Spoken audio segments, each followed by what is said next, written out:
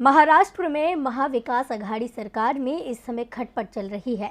कांग्रेस के प्रदेश अध्यक्ष नाना पटोले तो साफ कर चुके हैं कि कांग्रेस अब महाराष्ट्र में अकेले ही चुनाव लड़ेगी। आज तो उन्होंने एनसीपी को 2014 की वो घटना भी याद दिला दी जब विधानसभा चुनावों के बाद एनसीपी बीजेपी के साथ चली गई थी। इस बीच शिवसेना ने भी कांग्रेस को घेरते हुए कहा है कि मोदी को हराना है तो उनकी टक्कर का नेता खोजना होगा। तो क्या कहा है शिवसेना ने, देखिए ये रिपोर्ट। इस समय तमाम राजनीतिक दल 6 महीने बाद होने वाले विधानसभा चुनावों की तैयारी में जुटे हुए हैं। विधानसभा चुनावों के तुरंत बाद ही देश में राष्ट्रपति का चुनाव होगा। राष्ट्रपति चुनावों में विपक्ष की एकजुटता ही सत्ता पक्ष को मुश्किल में डाल सकती है। बिखरा विपक्ष एनडीए को कोई चुनौती पेश नहीं कर सकेगा।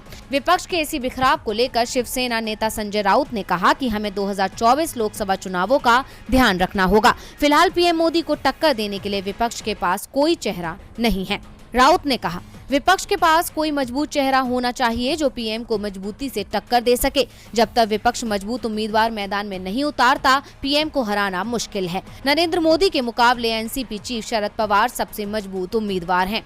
राउत ने साफ कर दिया कि अगर एनसीपी प्रमुख शरद पवार को मोदी के सामने खड़ा किया जाए तो बीजेपी को आसानी से रोका जा सकता है। राउत ने कहा कि अगले साल होने वाले राष्ट्रपति पद के चुनावों में शरद पवार को विपक्ष का उम्मीदवार बनाना चाहिए और यदि विपक्ष एकजुट रहता है तो पवार चुनाव जीत सकते हैं। पवार के हर दल में अच्छे संबंध हैं। कांग्रेस पर निशाना साधते हुए राउत ने कहा कि कांग्रेस में लीडरशिप की कमी है, जिस वजह से अभी तक कांग्रेस प्रेसिडेंट तक नहीं चुन पाई है।